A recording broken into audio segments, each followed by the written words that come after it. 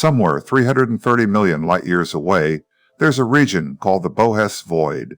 It's real, surveyed, mapped. And if you stood on a planet inside it and looked up at the night sky, you'd see something that would unsettle you, almost nothing. A handful of galaxies, mostly darkness.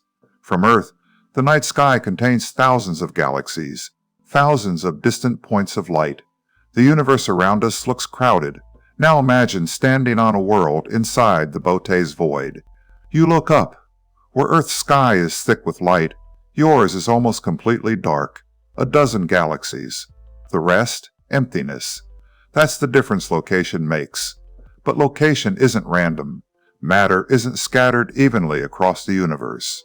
Some regions hold thousands of galaxies. Others hold almost none. Why? The distribution of galaxies in the universe isn't accidental. It emerges from physics operating over billions of years. To understand why the Boötes Void exists, we need to rewind to the very beginning, in the very early universe, just hundreds of millions of years after the Big Bang. Matter wasn't perfectly uniform. Tiny density fluctuations existed throughout space, regions slightly denser than average, others slightly less dense. Gravity amplifies these small differences. Over time, even imperceptible variations become decisive. Gravity doesn't distribute matter equally. In a region slightly denser than average, the concentration of mass creates a stronger gravitational field. Matter in neighboring underdense regions experiences a net inward force. Denser regions pull. Underdense regions don't push back. And so matter moved.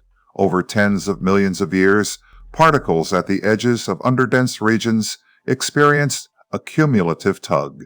Gravity worked steadily, without pause. The motion was inevitable. Over billions of years, this process amplified.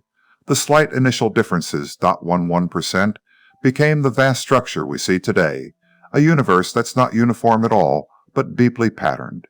Some regions became 10, 20, even 100 times denser than average. Matter gathered into filaments and clusters. The spaces between them, the voids, grew wider and emptier.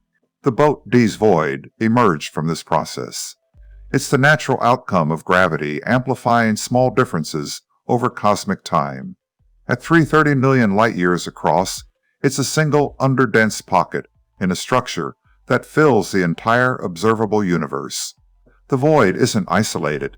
It's one cell in a three-dimensional architecture filling the observable universe, a network of thin walls, dense clusters, and voids. This structure has a name, the cosmic web. It's what the universe looks like when you map where galaxies actually are.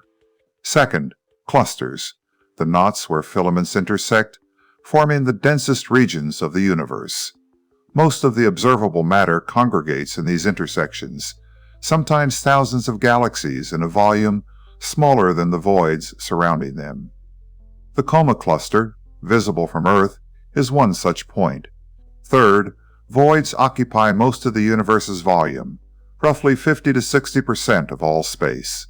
Filaments, clusters, voids. These aren't separate topics. They're one integrated web. And here's where we find ourselves, not in a void, but in one of the cosmic web's densest regions, a filament surrounded by massive clusters. The Boötes Void is one underdense region among billions filling the observable universe. Other voids of comparable size exist throughout space. What makes it notable? Deep field galaxy surveys mapped this particular region, and astronomers named it. But here's what makes our position unusual. Most of the observable universe is void-like. Voids contain roughly 50 to 60% of all cosmic volume. If sentient observers could randomly populate the universe, statistically, most would find themselves in places more like the Boötes Void than like Earth. We live in the minority. Imagine a civilization in a void the size of the Boötes. Your telescopes reveal perhaps a dozen galaxies on your entire sky. You might assume those dozen nearby galaxies were all that existed. Better telescopes make the light brighter, but the light was never there. Geography, not capability, limits what you can see. This is what challenging the Copernican principle actually means. We assumed we were typical. We found we were not. We're in the minority, one of the universe's rare densely packed regions, where matter has accumulated above average density. Roughly 40 to 50% of cosmic volume is densely packed. From that vantage point, we can see almost the entire universe. Most locations would offer a fundamentally obscured view. A civilization in the Boötes Void would never know this. They'd peer into their dark sky and might never suspect billions of galaxies exist beyond it. They might develop speculative physics. But why believe those models when the universe they measure looks small and nearly empty? Our privilege is accident. Our cosmic knowledge is local, not universal. The night sky you see, crowded with galaxies visible to telescopes, is not the universe itself. It's the universe as seen from a statistical anomaly of matter density. But that accident of birth gave us knowledge most locations are denied. In a void, the universe looks almost empty. That observer sees a cosmos fundamentally different from ours. Same reality, different geography.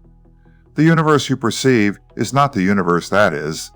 It's the universe available to you from your position in the cosmic web.